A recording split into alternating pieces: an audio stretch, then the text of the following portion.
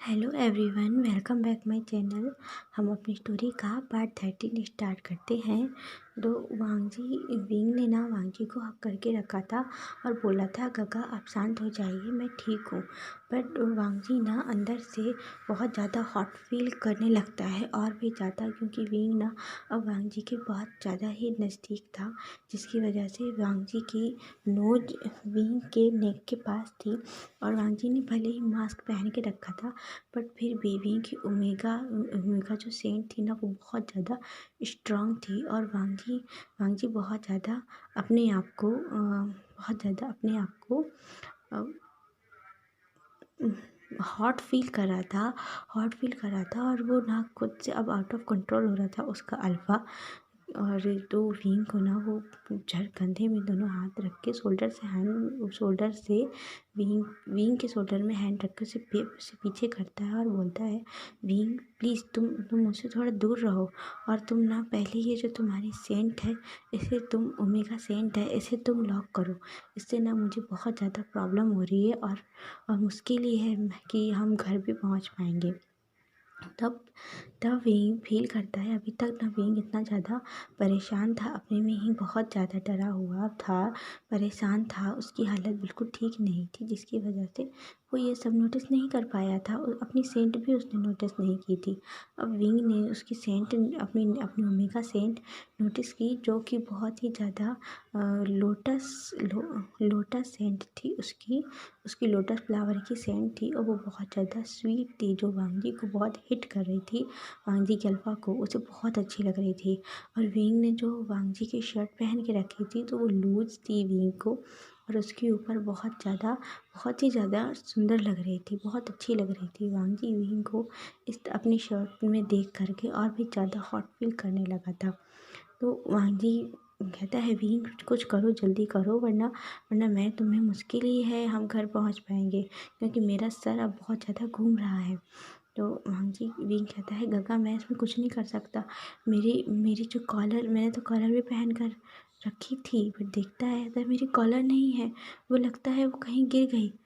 वांगजी कहता, अब क्या करेंगे विंग? कहता है, गगा अब मैं इसमें कुछ नहीं कर सकता, मुझे नहीं आता है कि अपनी ओमेगा सेंट लॉक कैसे की जाती है। कहता है, व्हाट, तुम्हें अब तक ये नहीं आता कि अपनी ओमेगा सेंट लॉक कैसे की जाती है? अपने अपने आप को तुम पहले ना शांत करो, काम करो, लंबी गहरी सांस लो, और अपने जो तुम्हारी जितनी भी हार्मोन्स है ना, उन्हें कंट्रोल करने की कोशिश करो। तुम्हारी सेंट बिल्कुल लॉक हो जाएगी, तो नहीं तो इसकी स्मेल तो कुछ कम हो ही जाएगी। मैं तुम्हारे साथ कार के अंदर इसमें कैसे बैठ सकता हूँ? तो वांगजी उससे दूर चला जाता है, दूर खड़ा खड़ा हो जाता है दूर जा कर के। और विंग फिर जैसा वांगजी ने कहा ऐसा ही करता है। और बहुत मुश्किल होती है विंग को, क्योंकि वो जब भी पूरा अपने अपने माइंड को शांत करने की कोशिश करता है ना, तो उसे वही सीन याद आने लगते हैं जो अभी अभी उसके साथ हुआ, क्योंकि वो उससे बाहर नहीं आया था, अभी भी अंदर से बहुत डरा हुआ था। इतनी जल्दी भला कोई कैसे कैसे ठीक हो सकता है? बट वांगजी की भी तो इसमें कोई गलती नहीं है, वो क्या करे? आखिरकार विंग की ओमेगा सेंट उसे हिट कर रही थी। तो विंग कुछ भी करके बहुत मुश्किल से शांत करता है और कहता है, गगा अब मैं शांत हूँ, और मेरी ओमेगा सेंट लग रहा है कि कुछ नॉर्मल हुई है, थोड़ा अब इतनी ज़्यादा तेज़ नहीं है कि आपको आपको प्रॉब्लम हो। तो वांगजी कहता है, तुम जा कर के बैक सीट पर बैठ जाओ। वहाँ से दूर से ही बोलता है कि तुम बैक सीट पे बैठ जाओ। तो विंग जाकर कार की बैक सीट पर बैठ जाता है, और वांगजी कुछ भी करके अपने आप को काम करके लॉन्ग गहरी सांसें लेकर के आता है, कार में बैठता है, कार को स्पीड से ड्राइव करने लगता है। बहुत स्पीड से ड्राइव कर रहा था, और विंग बस वांगजी को पीछे से देख रहा था और अपने मन में कह रहा था कि गगा, यदि आप आउट ऑफ कंट्रोल भी हो जाएंगे ना, तो मुझे प्रॉब्लम नहीं होगी। वैसे भी मुझे इस समय आपकी ज़रूरत है, आपके हक की, आप मेरे पास हो। मेरा बस यही इच्छा कर रही है, यही मन कर रहा है कि आप मेरे साथ रहें। फिर विंग अपने सर में एक हैंड अपने ही हैंड से अपनी हैंड से हिट करता है और बोलता है ये मैं क्या सोच रहा हूँ, मेरा दिमाग ख़राब है, अभी ये सब मेरे साथ क्या होने वाला था। और मैं यहाँ गगा के बारे में, और छी वो क्या कर रहे थे। उसे ये सब सोच के ना फिर से उसकी बॉडी पूरे शिविर कर जाती है उसकी बॉडी।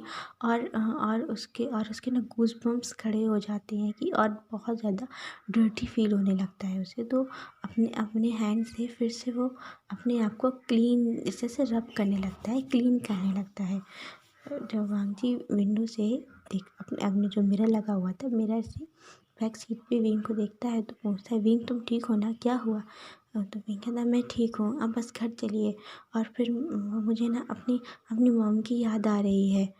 वांगजी और तेज़ी से कार ड्राइव करता है और बोलता है, विंग तुम शांत रहो, हम बस घर पहुँचने ही वाले हैं। कुछ ही देर में वो लोग लैंड विंसन पहुँच जाते हैं अपने घर। वांगजी सबसे पहले कार से बाहर आकर खड़ा होता है क्योंकि उसे बहुत ज़्यादा प्रॉब्लम हो रही थी विंग की ओमेगा सेंट में। तो वो बाहर आके खड़ा होता है और विंग से बोलता है तुम भी बाहर आओ और अंदर जाओ। विंग बाहर आके निकलता है, अंदर अपने लैंड विंसन में जाते हैं, दोनों लोग ही जाते हैं।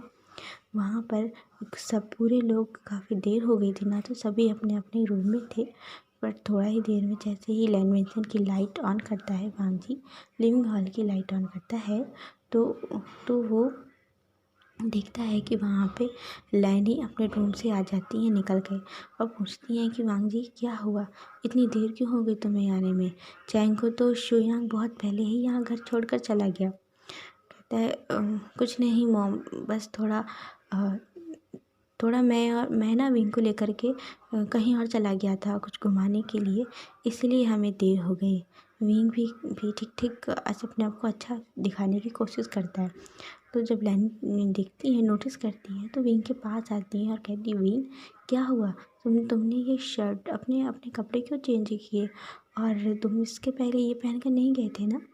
तो विंग कहता है, वो क्या है ना आंटी, वो ना मेरी शर्ट पे ड्रिंक गिर गई थी, इसीलिए मैंने शर्ट चेंज की, गगा ने मुझे दी है तो इसलिए मैंने चेंज कर ली। तो वो कहती, ओह तुम ठीक हो ना। नैनी को कुछ ठीक नहीं लगता विंग को देखकर, उसके मैसी से हेयर, उसकी आंखें रोई हुई थी, वो रोया था ना, तो काफ़ी सूजी हुई उसकी आंखें थी। और नैनी कहती, तुम ठीक हो ना विंग, मुझे बताओ, और तुम्हारी ये सेंट इतनी ज़्यादा क्यों आ रही है। तो विंग उनकी इतनी केयर देखकर और उनके फेस में ना उसे लगता है जैसे उसकी मॉम है, तो उनके गले लग करके और वो सीधे रोना शुरू कर देता है। बहुत बहुत ज़्यादा रो रहा था। अभी तक विंग ने खुद को कंट्रोल करके रखा था वांगजी के सामने, ताकि वांगजी ज़्यादा परेशान ना हो जाए, इसलिए। पर वो लैनी के गले लग कर के बहुत बहुत ज़्यादा रोना शुरू कर देता है।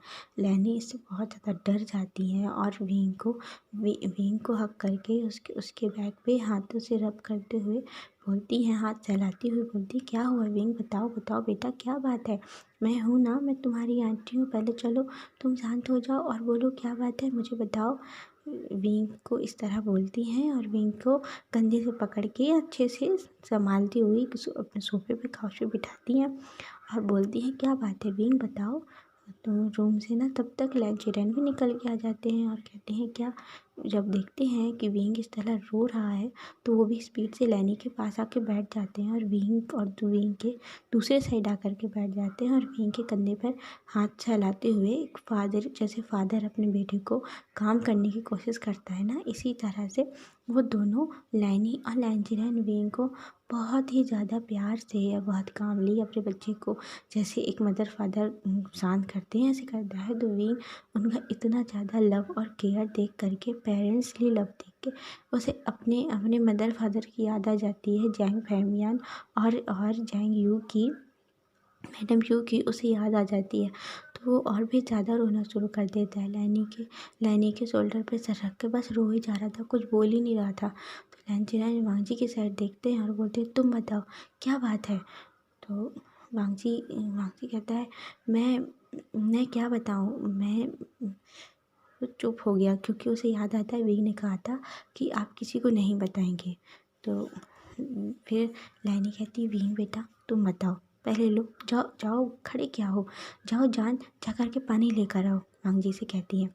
वांगजी जानता है कि जिनसुन वाटर ला कर के देता है और पानी पीती हैं वो दोनों। थोड़ा विंग को बोलते हैं पानी पियो विंग। लैनी विंग को पानी देती है, तुम पानी लो। तो विंग थोड़ा सा ही पानी पीता है और बोलता है आंटी आंटी आंटी इतना कहते हुए और फिर रोना शुरू कर देता है। तो विंग बताओ, तुम पहले शांत तो हो जाओ। विंग बोलता है जब मैं पार्टी में गया था, अपनी फ्रेंड म्यान म्यान की पार्टी में गया था ना, तो वहाँ पर मेरे सीनियर मिले थे वेंचो और वेंसू। अंकल आपको याद है ना कि फर्स्ट डे मुझे कॉलेज के फर्स्ट डे पर ही वो लोग मुझे बुली कर रहे थे। वो लोग वहाँ पर फिर उस क्लब में मिले थे और वो क्लब उन्हीं का था। ऐसा वेंसू ने मुझे बताया कि वो क्लब उन्हीं का है।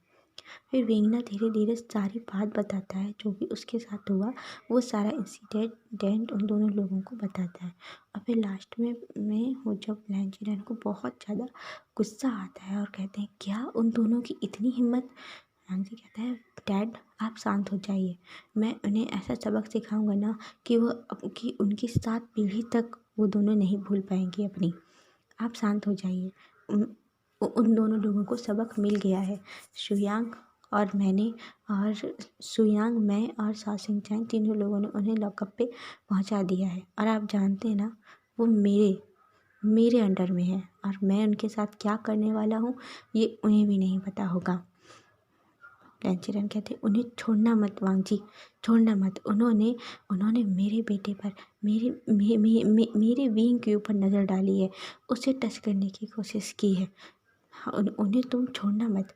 कहता है नहीं, नो डैड, मैं उन्हें बिल्कुल नहीं छोड़ूंगा, आप परेशान मत होइए।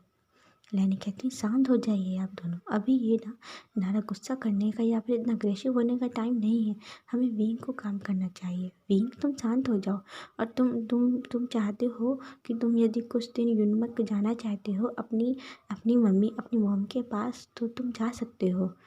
विंग उनकी आंखों में देखने लगता है और लैंचीरैन से अब की ओर देखकर कहता है बट अंकल नहीं जाने देंगे, अभी कॉलेज को मुझे सिर्फ 15 डेज़ ही हुए हैं कॉलेज में, ओनली 20 डेज़ ही हुए हैं कॉलेज में आए और मैं कैसे जा सकता हूँ। चैंग से मैं क्या कहूँगा, चैंग कितने सारे सवाल पूछेगा और मैं वहाँ उन लोगों को कुछ भी नहीं बताना चाहता।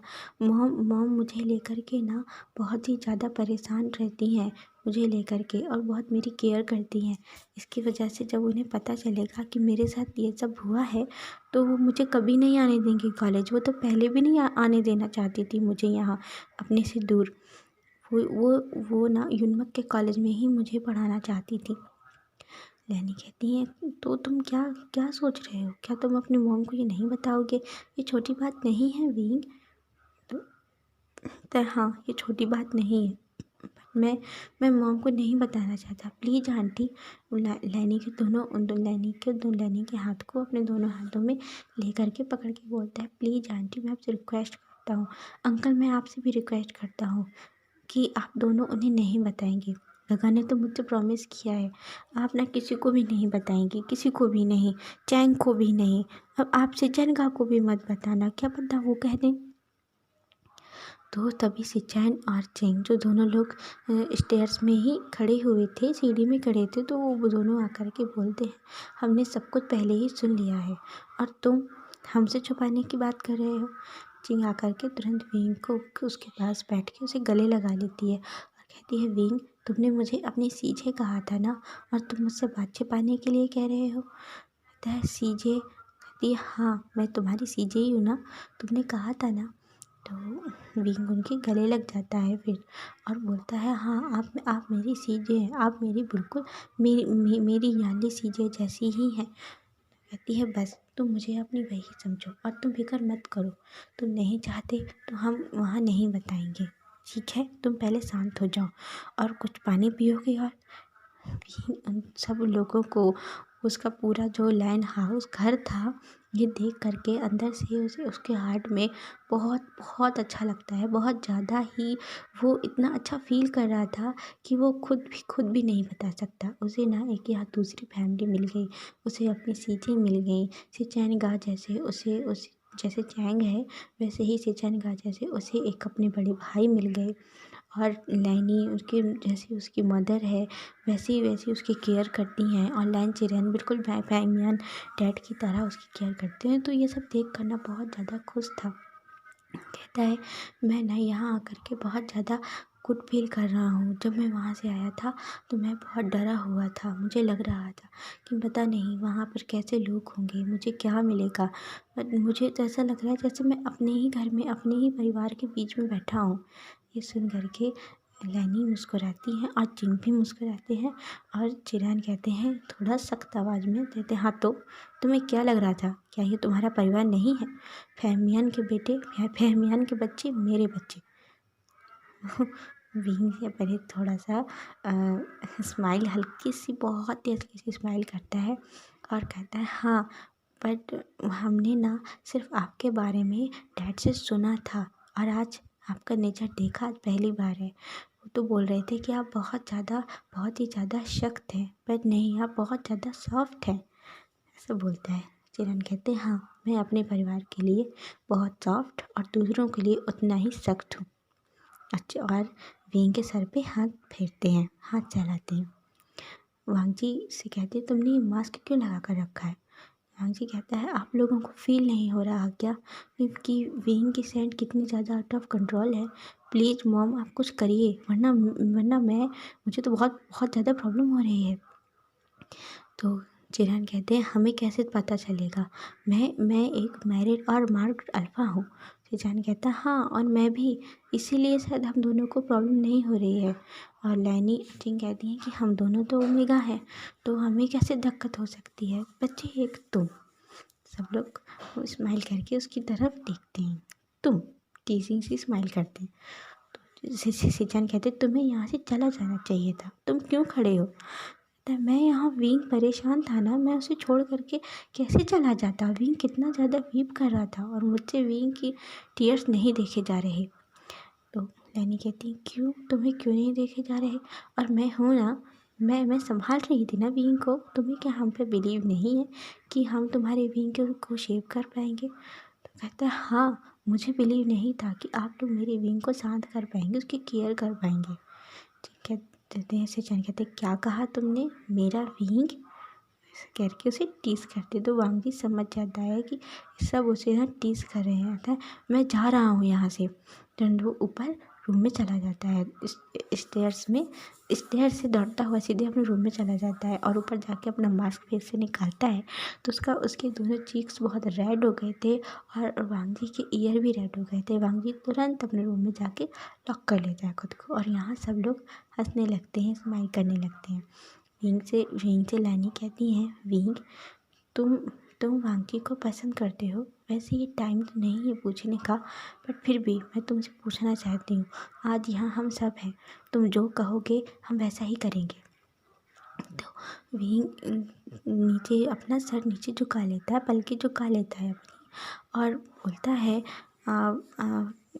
बहुत ही धीरे और क्यूट वॉइस में बोलता है कि हाँ, मुझे गगा अच्छे लगते हैं, मैं गगा को पसंद ही नहीं, मैं गगा को बहुत ज़्यादा लव करता हूँ। ऐसे बहुत ज़्यादा सॉफ्टली और क्यूटली बोलता है। तो लैनी और चिंग दोनों इतनी जल्दी उसे आके हक कर लेते थे। क्या? लैनी कहती मैं ना ये कब से ये सुनना चाहती थी, तुम जब मुझे पहली बार दिखे थे ना वहाँ पर कॉलेज में, मैंने तुम्हें देखा था, बहुत ज़्यादा तुम मुझे पसंद आए थे। मैंने तो सोच लिया था कि यदि वांग जी को तुम पसंद नहीं करोगे तो मैं तुम्हें अपना बेटा बनाकर ही यहीं रख लूँगी, पर तुम्हें मैं अब जाने नहीं दूँगी यहाँ से।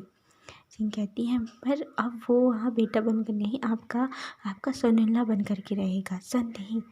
ये तो बहुत अच्छी बात है। क्यों क्यों चिरैन, मैं ठीक कह रही हूँ ना? चिरैन कहते हैं हाँ, जब सबको कोई प्रॉब्लम नहीं है तो मुझे भी कोई दिक्कत नहीं है। मुझे वैसे भी विंग मुझे पसंद है, बहुत प्यारा बच्चा है विंग। हमारे घर में आकर के और भी रौनक लगा देगा, बढ़ जाएगी हमारे घर की विंग के आने से। तो लैनी विंग को हक करके ही बैठी थी। तो सिंचान कहते उसे अब छोड़ दो।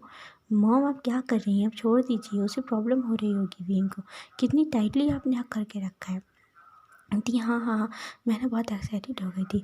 अच्छा चिंग तुम जाओ पहले विंग को उसके रूम में ले जाओ, और विंग आज तुम बोलो तो मैं तुम्हारे साथ सो जाऊँ रूम में। तो कहता है नो आंटी मैं ठीक हूँ। तो कहते हैं नहीं मैं चलती हूँ तुम्हारे साथ, तुम कहीं सो जाना, और आज मैं तुम्हारे साथ रहूँगी ताकि तुम्हें अकेला फील ना हो। ओके गाइस आज के लिए बस इतना ही, बाय।